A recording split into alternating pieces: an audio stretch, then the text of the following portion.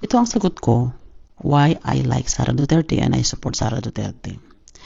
We call her Inday Sara when she was a mayor, and we still call her Inday Sara until now, kahit na vice president na siya. Si Inday Sara kasi gusto ko kasi marami siyang key characteristic of a good leader, at saka marami na rin siyang mga professional achievement kung nag-o-observe kayo sa kanya. Ang pinakagusto ko kay Sara is strong-willed siya at very decisive. Yun ang tamang leadership, decisive. Kagaya ko na supporter niya, I see her as a strong and tough talk leader. Tough talk and meron siyang defiant stance. Yung bang palaban, especially sa mga political opponent niya. So, nang makita ko yan, I see sign of a strong-willed and political courage. Diba? So, hindi madaling matakot si Inday. Palaban kasi siya eh. Kaya ang tatay niya. Pero, Inday, even though she is a daughter of our former president, Tatay Digong, she actually has her own political identity. Hindi siya exactly Tatay Digong.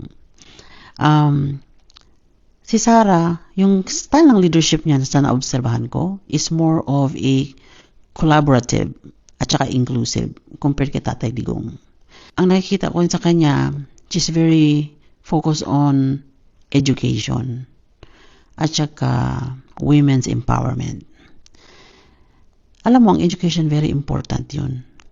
Kasi yun talaga ang sandata mo sa buhay mo.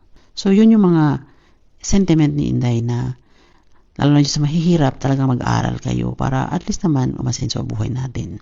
Ang gusto ko din kay Inday is, nung mayor siya, focus siya sa mga progress, mga transformation, like sa transformation ng Davao. Talagang when welcome niya, nag-iisip siya for yung progress ng Davao, yung mga infrastructure ng Davao, at saka yung mga improvement ng transportation system namin. Ngayon, ang ganda na ng Davao, alam mo ba?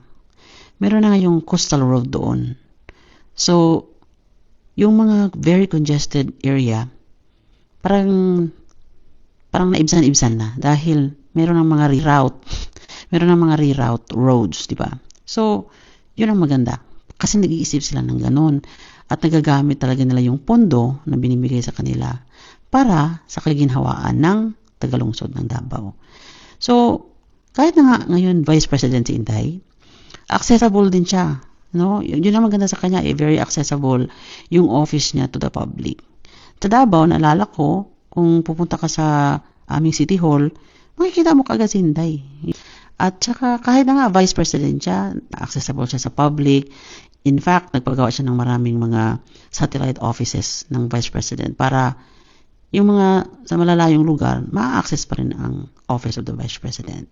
So, ito yung mga naobserbahan ko as a supporter ha. Kasi, hindi ka na masusupport ng isang kandidato or leadership pag hindi mo alam. Kaya, importante ka talaga, research the leader that you want.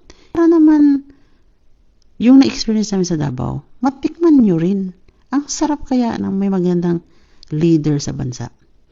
So, marami pa yung magagandang leader na lalabas dyan. Because, if maraming nagpapakitang magandang example of leadership, maraming susunod. Ngayon nga lang, ang mga example ng leadership is nakawan. Kaya marami ding nakawan.